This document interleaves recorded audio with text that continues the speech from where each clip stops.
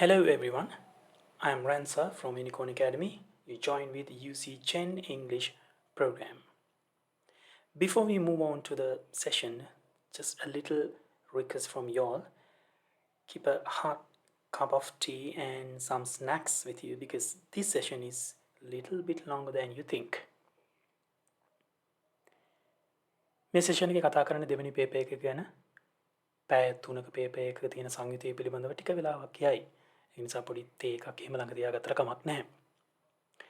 And just a quick reminder for the newcomers here. අලුතින් කවුරු හරි මේ join වෙලා මේ පළවෙනි වීඩියෝ එක නම් බලන්නේ අපේ channel එකේ තියෙන පුංචි දෙයක් පුංචි request එකක් තියෙනවා. මීට කලින් අපි paper 1 එකේ guidance එකයි structure එකයි marking scheme එක පිළිබඳව අපි කතා කරලා තියෙන්නේ. ඉතින් ඒක නිසා ඒක බලලා නැත්නම් ඒක ඉස්සෙල්ලාම බලලා ඉන්න. මොකද paper 1 එකේ තියෙන කරුණු නෙමෙයි අපි මේකෙදි කතා කරන්නේ. සම්පූර්ණ paper එක නෙමෙයි, paper එකේ දෙවෙනි කොටස පිළිබඳව. So today we are going to dive into the advanced level general English paper number 2, and we're going to discuss the structure of the paper and guide to marking scheme. So let's move on. General English paper එකට ලකුණු ලබා දීමේ පටිපාටි සහ ප්‍රශ්න පත්‍රයේ සංයුතිය පිළිබඳවයි අපි කතා කරන්නේ. Paper number 2. The time is the most important thing here. 3 hours paper. පැය 3ක paper එකක් තියෙන්නේ. ඒ වගේම මේ instructions වල බොහොම පැහැදිලිව තියෙනවා additional reading time එකක් තියෙනවා කියලා. විනාඩි 10ක අමතර කියවීම කාලයක්. ඉතින් ඒකෙදි මොනවද කරන්න ඕනේ දේවල් සහ ඉතා පැහැදිලිව මේක දීලා තියෙනවා මේ ලකුණු අඩු කිරීම පිළිබඳව. Marks will be deducted for bad punctuation and for mistakes in basic grammar. Then what are the things that you can do? Right? මේ full instruction එක පිළිබඳව සහ මේ මිනිත්තු 10ක කොහොමද කාලය ගත කරන්නේ? මේ දේවල් පිළිබඳව අපි වෙනම පුංචි වීඩියෝවක් ගෙන එනවා ඉදිරියේදී. මේක ඊටාත්ම පොඩි දෙයක්. ඒ වුණාට මේක හරියට යූස් කරන්නේ නැති වුණොත් සහ මේ දීලා තියෙන ඉන්ස්ට්‍රක්ෂන්ස් හරියට ෆලෝ කරේ නැති වුණොත් මම අපි පෙන්නලා දෙන්නම් ඒක ෆුල් පේපර් එකටම කොහොමද බලපාන්නේ කියලා. ඒක නිසා මෙතන විශේෂම වැදගත් දේ තමයි we have to compete with the time. වෙලාවත් එක්ක අපිට තරගයක් දෙන්න වෙනවා. ඒක තමයි ප්‍රධාන දේ මේ පේපර් එක කරද්දී. right. එතකොට මේ paper 2 එකේ components තුනක් තියෙනවා. right? parts තුනක් තියෙනවා. part A, part B and part C. එතකොට මේ parts තුනේම තියෙන මුළු questions ගණන 13ක්. part A ලකුණු 50ක් හම්බ වෙනවා. part B එකට ලකුණු 25ක්. ඒ වගේම part C එකට ලකුණු 65ක්. එතකොට මුළු ලකුණු ප්‍රමාණය දෙවෙනි පේපර් එකට ලකුණු 140ක්, ලකුණු මුළු ලකුණු 200.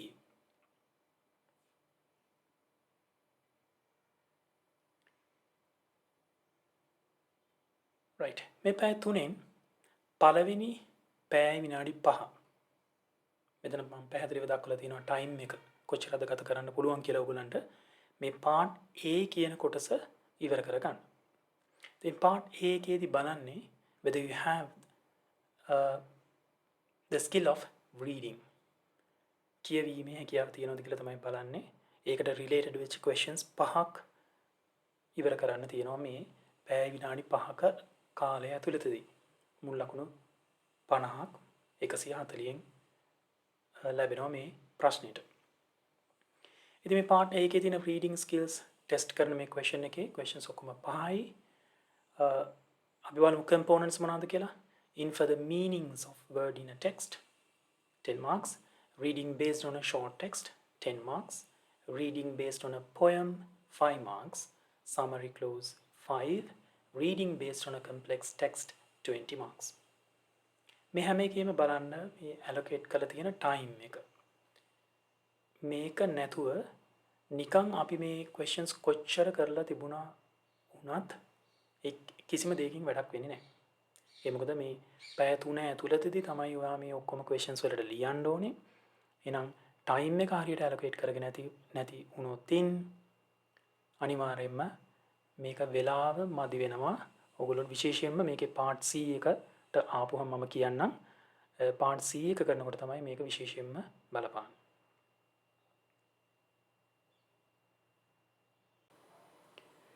Similar meaning. Part A, first question. Read the passage given below in which some words given in bold type, then underline the meaning that is most appropriate to the context for the words given in bold type from 1 to 10. මේ වගේ අපිට text එකක් හම්බ වෙනවා. මේකේ bold කරපු words 10ක් තියෙනවා. ඒ 10 තමයි ඔයගොල්ලන්ට මෙතන දකින්න හම්බෙන්නේ question එකේදී. දැන් මෙතන අහන්නේ මේ word එකට similar meaning එකක් තියෙන word එක ඉස්සරහා දීලා තියෙන words හතරෙන් තෝරගන්න ඕනේ. ඉතින් මේ question එකේදී අපි question එක කරන්න ඕනේ විදිහක් තියෙනවා. ඒකේ පොඩි ටෙක්නික් එකක් තියෙනවා. ඒක අපි tips and tricks වලදී අපේ ඉස්සරහට තියෙන වීඩියෝස් වලදී ඔයගලන්ට දැක ගන්න පුළුවන්. මෙතන විශේෂත්වය තමයි මේ තියෙන words වලට අපි similar meaning හොයන්න මේ තියෙන මේ words දිහා බලලා අපිට එකපාරටම තීරණය කරන්න බෑ. ඉතින් මේ ඡේදෙට ගිහිල්ලා ඒ ඡේදේ තියෙන සම්පූර්ණ වාක්‍යෙම කියවලා තමයි අපි අයිඩියා එකක් ගන්න ඕනේ මොකද්ද මේකට ගැලපෙනම word එක කියලා.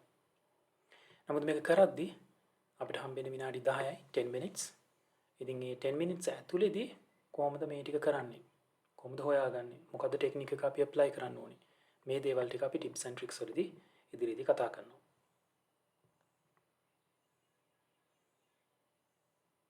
Part A, question number 2. Read the following letter and answer the question 1 and 2. හැම වෙලාවෙම letter එකක් නෙමෙයි ඉන්නේ.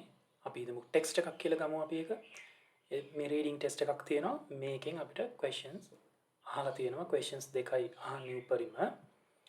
එකක් true or false question එකක් අනිත් එක MCQ. ඒතර true or false 8ක් අපිට තියෙනවා. ඊට අමතරව MCQ questions දෙකක් තියෙනවා.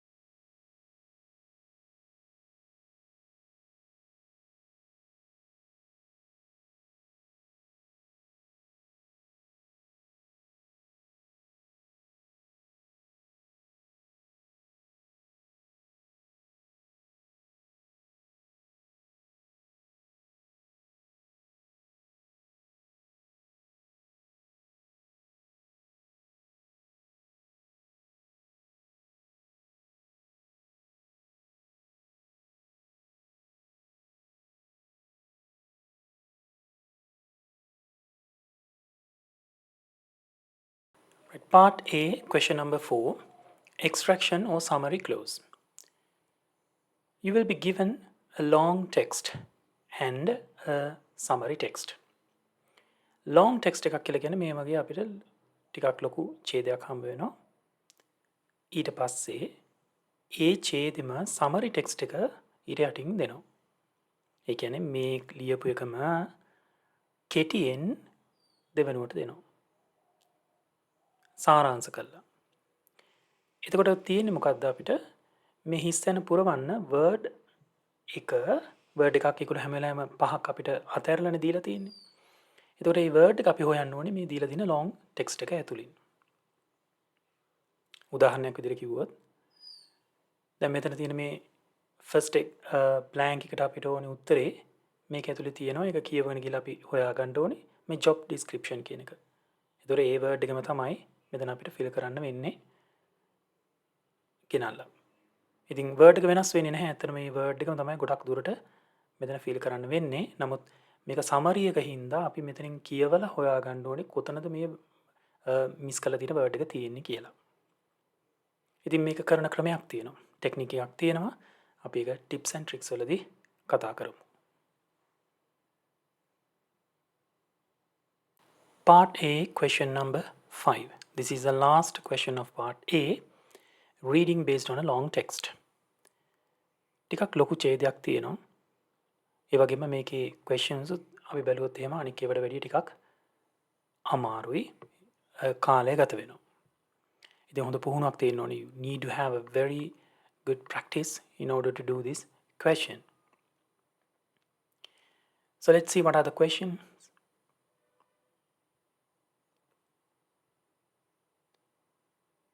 True, false and not given question. True, false විතරක් නෙමෙයි not given කියලා තව option එකක් එක තමයි මේ question එක ගොඩක් වෙලාවට එන්නේ. statement 6ක් දෙනවා. ඒකෙන් අපිට කියන්න වෙනවා මේක මේ statement එක trueද හරිද false වැරදිද නැත්නම් not given. එහෙම නැත්නම් මේක දීලා නැද්ද කියලා.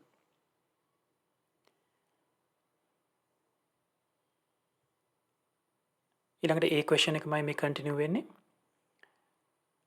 ඒ text එකෙන් අපිට දීලා තියෙනවා MCQ questions 6ක්.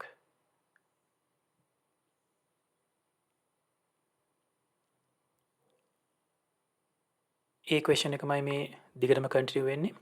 එතකොට මෙතනත් refer to බෝල් කළ words වගේක් දීලා ඒවයින් හැඳින්වෙන්නේ මොනවද කියලා refer to කියන જાතියේ questions. එතකොට ඒකිනුත් අපිට එකක් තියෙනවා.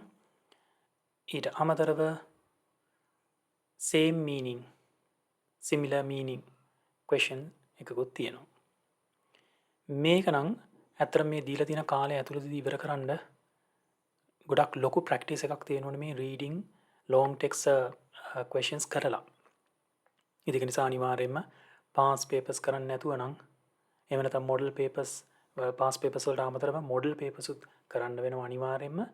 මේ දෙකම කරලා ගියේ නැති වුණොතින් මේ question එකට attempt කරන්න ගොඩක් අමාරුයි. මොකද වෙලාව ගත වෙනවා. ඒ වෙලාව ඇතුළතදී කරන්නේ කොහොමද කියන එකට හොඳ ප්‍රැක්ටිස් එකක් තියෙන්න ඕනේ.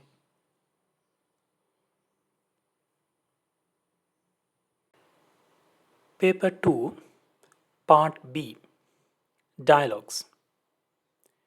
Question number 6, 7, 8 මේ කියන questions තුනම base වෙන්නේ dialogues වලට. Right? Dialogue based question එකක් තමයි තියෙන්නේ. ඉතින් මෙතනදී question number 6 එකේදී language functions, ඒ වගේම question number 7 එකේදී dialogue completion, question number 8 එකේදී dialogue construction කියන areas තුන ටෙස්ට් කරලා බලනවා මේ ස්කිල් එක ඔයගලන්ට තියෙනවද කියලා. එතකොට time එක බැලුවොත් එහෙම 45 minutes වලදී ඉවර කරන්න ඕනේ. little less than 1 hour. හැබැයි මේක strictly 45 minutes වලින් ඉවර කරන්න වෙනවා.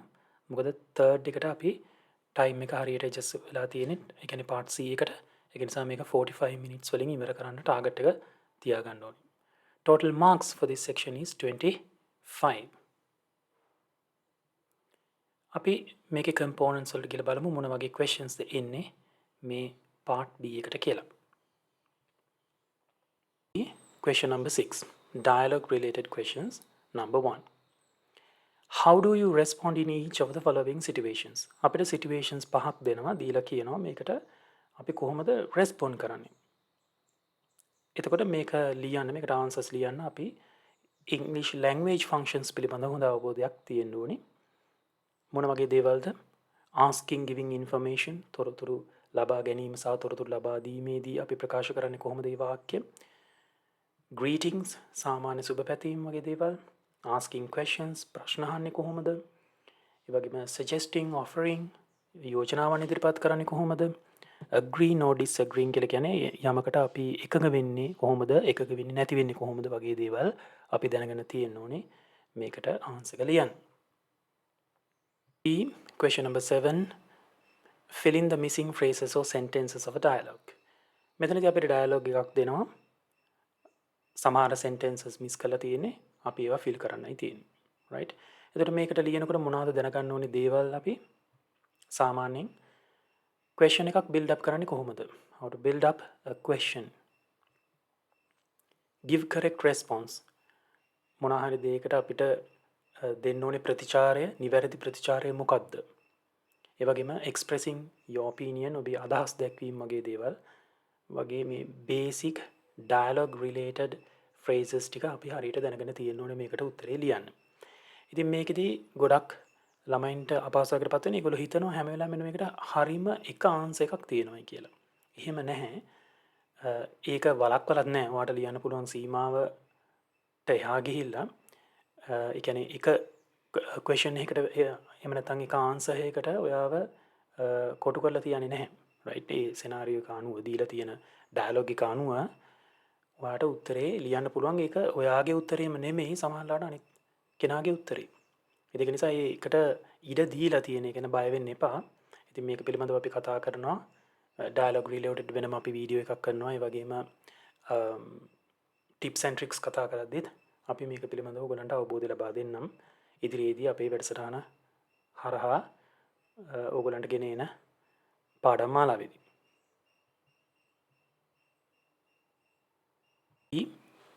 Question number 8 construction a dialogue. මෙතනදි වෙන්නේ අපිට ඩයලොග් එකට සිනාරියෝ එකක් දීලා තියෙනවා. පොඩි ස්ටෝරි එකක් දීලා තියෙනවා. ඊට පස්සේ අපිට කියනවා ඒක බේස් කරගෙන ඩයලොග් එකක් හදන්න ගොඩනගන්න කියලා. This is the most important part of your question paper. Part C, second paper. Writing skills. Right. මේක තමයි වැදගත්ම question එක දෙවෙනි paper එකේ තියෙන සියලුම අර ලිවීම සම්බන්ධයෙන් තියෙන questions ඔක්කොම ටික මේකෙදි තමයි ඔයගලන්ට හම්බ වෙන්නේ. So look at the time now. The maximum time that you can spend for this question is 1 hour and 10 minutes. පැය විනාඩි 10ක් උපරිම ගත කරන්න පුළුවන් question එකට. අපි බලමු question එකේ තියෙන components මොනවද කියලා. Question number 9 sentence construction. Question number 10 interpretation of data. Question number 11 informal letter, email or notice. Question number 12 formal letter, and question number 13 essay related question. All questions should be answered. සියලුම ප්‍රශ්න වලට අනිවාර්යයෙන්ම පිළිතුරු ලියන්න ඕනේ. තෝරා ගැනීමක් කරන්න නැහැ මේකේ. Okay, let's dive deep into this question components now. Part C වල තියෙන පළවෙනි question එක නැත්නම් දෙවෙනි paper එකේ නම් question number 9. Construction of sentence. Right. අපිට දෙනවා මෙන්න මේ වගේ word classes ටික වෙනම බෙදලා ඒකට අදාළ words ටිකුත් අපිට දීලා තියෙනවා. ඉතින් මෙතනදි වෙන්නේ අපිට මේ හැම එකකින්ම එක ගානේ එකක් තෝරගන්න වෙනවා. මේ හැම category එකකින්ම හැම word class එකකින්ම තෝරගෙන sentences පහක් build up කරන්න තියෙනවා. මෙතනදී ඒකවල පොඩි restrictions වගේක් දීලා තියෙනවා. ඒ කියන්නේ වා noun එක තෝරගන්නව නම් noun එකෙන් අපි හිතමුකෝ අපි එකක් තෝරගත්තයි කියලා. harmony කියන එක. right ඊළඟට verb එකෙන් enforce එක, adjective එකෙන් තව එකක් සහ adverbs වලින් ඔයා දෙකක් තෝරගෙන ලියනවා. මෙන්න මේ වගේ selection එකක් තමයි තියෙන්න ඕනි. අපිට verb එක දැන් noun එකෙන් අපි දෙකක් තෝරගෙන verb එක skip කරලා adjectives වලින් අනික් ඒවා තෝරගෙන මෙතන පහක් හදන්න බෑ. හැම එකකින්ම එක ගානේ තියෙන්න ඕනි කියන එකයි කියන්නේ. ඊළඟට තව පොඩි restriction එකක් තියෙනවා. noun වල මේ දීලා දැන් noun එක දීලා තියෙන singular වලින් නම් අපිට ඒක plural කරන්න පුළුවන්. plural කරලා වාක්‍යයක් හදන්න පුළුවන්, ගැටලුවක් නැහැ. verbs වලත් අපිට අර verb එකේ ඕනෙම form එකක් use කරන්න පුළුවන්. ඒ වගේම ඕනෙම tense එකකින් use කරන්නත් පුළුවන්. කියන්නේ basic කිව්වොත් එහෙම verb එකේ අපි ing form, singular form, එහෙම නැත්නම් past form, past participle form එක use කරන්න පුළුවන්. tenses කියලා කිව්වහම ඉතින් simple, present, past or future tense වලින් sentence එක තියන්නත් පුළුවන්. ඒක ගැටලුවක් නැහැ. නමුත් adjective adverbs වල මේ විදිහට වෙනස්කම් කරන්න බෑ. දැන් example එකක් විදිහට කිව්වොත් එහෙම innovative කියලා තියෙන එක අපිට innovation කියලා ලියන්න බෑ. මොකද එහෙම වුණොත් ඒක adjective එකක් නෙමෙයිනේ, අපි දන්නවා ඒක. right ඒක නිසා අර prefixes suffixes add වෙලා මේ change වෙන එක එහෙම change කරලා අපිට answer එක වෙනස් කරලා ලියන්න බෑ. Part C question number 2 paper එකේ නම් question number 10 එක interpretation of data. මෙතනදී ගොඩක් වෙලාවට එන්නේ අපිට multiple bar chart එකක්. ඒක මතක තියාගන්න ඕනේ. ඒ කියන්නේ අර single bar chart එකක් නෙමෙයි කියන එක. ඒ වගේම මෑත කාලේ තියෙන question papers අපි බැලුවාම bar chart එකක් තමයි දිගටම ඇවිල්ලත් තියෙන්නේ. multiple bar chart එකක්. නමුත් pie chart එකකට හෝ එහෙම නැත්නම් වෙනත් charts වලට එතනදී ඉඩ ලැබිලා නැහැ. ඉතින් ඒක නිසා අපි 98%ක්ම බර තියන්න වෙන්නේ 98%ක් 99%ක්ම multiple bar charts වලට එහෙම questions තමයි අපි practice වෙලා යන්න ඕනේ. ඉතින් මේ සම්බන්ධයෙන් අපි ඉදිරියේදී වෙනම අපේ වීඩියෝ lesson එකක් යනවා interpretation of data වලට. ඒකට සම්බන්ධ වෙන්න පුළුවන් ඕගොල්ලන්ට මේකට කොහොමද හරියටම උත්තරේ ලියන්නේ කියලා. මේක සාමාන්‍යයෙන් අර O level විභාගේ වගේම තමයි. නමුත් ප්‍රශ්නේ තියෙන්නේ අපිට word limitation එක ගත්තාම දැන් 75 words කියලා use about 75 words. ඉතින් 75 words වලින් ලියන්නත් ඕනේ. එහෙම නැත්නම් 75 maximum 100 වෙනකන් යන්න පුළුවන් කියන්නේ 75 100 අතර වගේ. නමුත් ඒක describe කරනකොට අර O level විභාගේ වගේ අනවශ්‍ය වචන දාලා මේක නිකන් කියන්නේ අපි තුමුකෝ අපි O level වල introduction එකේදී ගොඩක් වෙලාවට වචන ටිකක් වැඩියෙන් ලියනවනේ. එහෙම overall introduction එකක් ලොකුවට මේකේ අවශ්‍ය වෙන්නේ නැහැ. content එකට තමයි ප්‍රධාන වශයෙන් වැදගත්කම එතන දීලා තියෙන්නේ. ඉතින් ඒක නිසා මේ content එක කොහොමද අපි feel කරන්නේ මොනවාද හරියටම ලියන්න ඕනේ facts කොහොමද ඒක ලියන්නේ කියන එක පිළිබඳව විශේෂයෙන්ම tips and tricks වලදීත් අපි කතා කරනවා. ඒ නිසා අපි දෙක සම්බන්ධ වෙලා ඉන්න මේ පිළිබඳව 100% සම්පූර්ණ දැනුමක් ඔයගොල්ලන්ට ලබා ගන්න පුළුවන් exam එකට යන කලින්. Part C, third question, 11th question of your second paper. Now see, here you have to write a informal letter, email or a notice. නමුත් අපි වැඩිපුරම weight එකක් තියන්නේ informal letters වලට. පෞද්ගලික ලිපියක් තමයි ලියන්න තියෙන ගොඩක් වෙලාවට. ඒක email එකක් වෙන්නත් පුළුවන්. එහෙම නැත්නම් in rare cases notice එකක් වගේ එකක් ලියන්න එන්නත් පුළුවන්.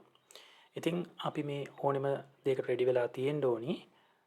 මේක පිළිබඳව අපි ඉදිරියේදී වෙනම පාඩම් මාලාවක් ටිකක් ඒ කියන්නේ සාමාන්‍යයෙන් මේ informal letter එකක් පිළිබඳව කතා කරනකොට ඒකේ essential parts එකල ටිකක් දීර්ඝව කතා කරන්න වෙන පාඩමක් ඒකින්ද ඒකට සූදානම් වෙලා ඉන්න ඒක කොහොමත් එක පාඩමකින් නෙමෙයි පාඩම් කීපයකින් තමයි අපිට cover කරන්න වෙන්නේ. ඉතින් ඒකත් එක්ක සම්බන්ධ වෙන්න එතනදී විශේෂයෙන්ම දැනගන්න ඕන දේවල් අපි ඕගලන්ට කියලා දෙන්නම්. Number 12, part C, question number 4. Formal letter or formal email. මෙතනදී රාජකාරී ලිපියක් තමයි ලියන්න තියෙන්නේ. එහෙම නැත්නම් email එකක්. මෙතන මේ ප්‍රශ්න දෙකේදීම question number 11, question number 12, formal and informal letter email writing වලදී time එක ගොඩක් වැදගත්. ඒ වගේම කොහොමද ඒකට කරුණු organize කරගන්න කියන එක ගොඩක් වැදගත් වෙනවා. ඉතින් time එක manage කර ගැනීම කියන කාරණාව මම මුලින් ඉඳලම ඔයගලන්ට පෙන්නලා දෙන දෙයක්. ඒක අනිවාර්යයෙන්ම අපි හරියට පුරුදු වෙලා තියෙන්න ඕනි කියන එක. ඉතින් මෙතනදී මේ question එකේදී part C එකේ තියෙන හැම component එකකදීම time එක හරියට manage කරගන්න එක ගොඩක් වැදගත් වෙනවා. සියලුම ප්‍රශ්න වලට උත්තර දෙන්න. පුංචි දෙයක් අපි මතක් කරන්න මේ formal letter email writing වලදී විශේෂයෙන්ම මෙන්න මේ කියන කාරණා වැදගත් වෙනවා. පළවෙනි එක තමයි format. ඒ කියන්නේ මේකේ තියෙන ආකෘතිය කොහොමද කියන එක. ඒ වගේම key phrases අපි යොදා ගන්න ඕනේ ප්‍රධාන වචන එහෙම නැත්නම් sentences එහෙම නැත්නම් phrases. ඒ වගේම formal language එක අපි use කරන්න ඕනේ. අපි සාමාන්‍යයෙන් කතා කරන භාෂාවෙන් ලියන්නේ නැහැ. ඒක නිසා formal language එක use කරන්න ඕනේ. විධිමත් කතනය කියන එක. ඊළඟට right to the point. point එකට ලියන්න ඕනේ. අත්‍යවශ්‍ය කරුණු විතරයි අපි ලියන්නේ. අනවශ්‍ය කරුණු අපි ඇතුළත් කළා මේක ඕනට වැඩිය දික් කරගන්නේ නැහැ. Number 13. This is the last question. Part C, 5th question. Argumentative essay or completionist story. මේක අපි මේ completion of story කියලා කියන්නේ ඉතින් story එකක් දීලා ඊටු ටික අපිට build up කරන්න කියන එකනේ. එහෙම දැන් මේ කතා කරන 2026 අවුරුද්ද දක්වා තියෙන උසස් පෙළ විභාගවලදී අපිට එක වතාවයි මේ question එක හම්බෙලා තිබුණේ. ඉතින් අපි ඒකට වැඩි බර තියන්නේ නැහැ. අපි වැඩියෙන්ම weight එකක් තියන්නේ මේ argumentative essay writing වලට. මොකද මේ argumentative essay එකක් කියලා කියන්නේ? ඒ කියන්නේ දැන් විවාදාත්මක විදිහට තමයි මේක අපි මේ රචනාව ලියන්න ඕනි. එහෙම නැතුව අපිට මේ ටොපික් එකක් දීලා ඒක සිලෙක්ට් කරගෙන ඒ යටතේ එසේ එකක් ගොඩනගනවා නෙමෙයි. දැන් එක්සාම්පල් එකක් විදිහට දැන් මේ ක්වෙස්චන් එක මෙතන බලන්න. Knowledge of English always creates better job opportunities. Do you agree? Write an essay giving your opinions on this issue. ඉංග්‍රීසි පිළිබඳ දැනුම තියෙනවා නම් job opportunities ඕගලන්ට ඕන තරම් ලබා ගන්න පුළුවන්. right? Do you agree? එකට ඔබ එකඟ වෙනවද? එකඟ වෙනවා නම් ඒ points ටික මොනවාද කියලා ඔයා ලියන්න ඕනේ. ඊට පස්සේ ඔයාගේ opinion එක දෙනකොට ඔයාට මේකට agree වෙන්නත් පුළුවන්. එහෙම නැත්තම් මේකට disagree වෙන්නත් පුළුවන්. ඒකේ ගැටලුවක් නැහැ. ඒ කියන්නේ ඒ opinion එක ඔයාගේ opinion එක ඔයාගේ මතයනේ. ඉතින් ඒක නිසා ඒකට agree වුණත් disagree වුණත් ඔයා ඒක කරුණු එක්කලා ඒක prove කරනවා නම් සනාථ කරනවා නම් එතනදී ගැටලුවක් නැහැ. ඉතින් මේක ලියද්දී විශේෂ ක්‍රමයකට තමයි ලියන්න ඕනේ. right? Steps and keywords phrases of argumentative essay කියන දෙකම හරි වැදගත්. ඒ කියන්නේ මේකෙදී අපි විශේෂයෙන්ම භාවිතා කරන්න ඕනේ වචන ටිකක් තියෙනවා. ඒ වගේම phrases of argumentative කියන්නේ essay එකක් ලියද්දී සමහරලාට ඔය වාක්‍ය ඛණ්ඩ තියෙනවා අපි use කරන්න ඕනේ වචන වලට අමතරව. අන්න ඒවා හරියට යෙදිලා තියෙන්න ඕනේ. ඉතින් මේවා පිළිබඳව අපි step by step ඔයගලන්ට කියලා දෙනවා කොහොමද build up කරන්නේ කියලා zero level එකේ ඉඳලා. ඉතින් ඒක නිසා ඒකට සම්බන්ධ වෙනකොට මේ පාඩම් මාලාවේදී අපි මේක පිළිබඳව දැනුවත් කරද්දී ඕගලන්ට මේකත් එක්ක සම්බන්ධ වෙන්න පුළුවන් කොහොමද argumentative essay එකක් හරියට ලියන්නේ කියලා.